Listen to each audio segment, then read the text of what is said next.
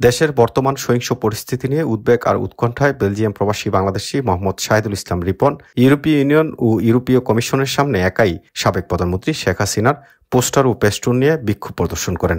পরে তিনি ইউরোপীয় ইউনিয়ন পার্লামেন্ট ও ইউরোপীয় ইউনিয়ন কমিশনের রাষ্ট্রপতি বরাবর স্মারকলিপি প্রদান করেন। এ সময় তিনি বলেন, বর্তমানে বাংলাদেশ ভালো নেই, চারদিকে সহিংস পরিস্থিতি বিরাজ করছে। কোটা আন্দোলনকে কেন্দ্র করে গণতান্ত্রিকভাবে নির্বাচিত দেশ বিদেশে সম্মানিত প্রধানমন্ত্রীকে জোরপূর্বক ষড়যন্ত্র করে ক্ষমতাচ্যুত করা হয়েছে, যা অগ্রহণযোগ্য। প্রধানমন্ত্রী চলে যাওয়ার পর থেকে দেশে জ্বালাও পোড়াও, দিনে দুপুরে মানুষ হত্যার মতো বিচার বহির্ভূত কাজ শুরু হয়েছে, তা 1971 ও মধ্যযুগীয় বর্বরতাকে হার মানায়। তিনি বলেন, গত 15 বছর প্রধানমন্ত্রী দেশে যে উন্নয়ন করেছেন, দেশকে যেভাবে বিশ্বের কাছে উপস্থাপন করেছেন, প্রবাসে আমাদের দিকে সবাই সম্মানের দৃষ্টিতে দেখেছেন। আর এখন যা ঘটছে তাতে কিছুদিনের মধ্যে বহির্বিশ্বে লোকজন বলবে বাঙালি বর্বর আর মূর্খের জাতি। তিনি এই পরিস্থিতিতে ইউরোপীয় ইউনিয়ন পার্লামেন্ট ও ইউরোপীয় ইউনিয়ন কমিশনের জোর হস্তক্ষেপ কামনা করে শেখ হাসিনাকে তার ন্যায্য পদে ফিরিয়ে আনার জন্য অবিলম্বে ব্যবস্থা গ্রহণের অনুরোধ করেন।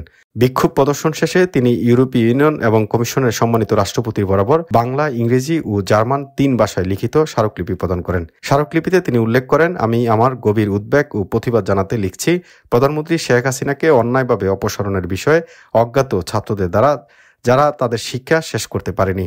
এই ছাত্রদের ভুল বুঝাবুঝির মধ্য দিয়ে যাওয়া এবং গণতান্ত্রিকভাবে নির্বাচিত একজন নেতাকে জোরপূর্বক ক্ষমতাচ্যুত করা সত্যি একটি লজ্জাজনক কাজ। প্রধানমন্ত্রী শেখ হাসিনাকে তার ন্যায্য পদে ফিরিয়ে আনার জন্য আমি ইউরোপীয় ইউনিয়নের কাছে অবিলম্বে ব্যবস্থা গ্রহণের অনুরোধ করছি। গণতন্ত্রের এই স্পষ্ট লঙ্ঘনকে উপেক্ষা করা যায় না এবং এই অন্যায় সংশোধনের জন্য পদক্ষেপ নেওয়া অপরিহার্য।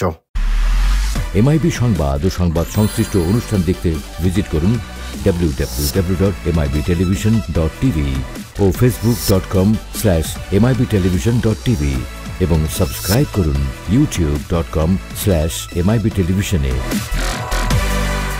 এমআইবি টেলিভিশন, সত্য খবর, সঠিক খবর।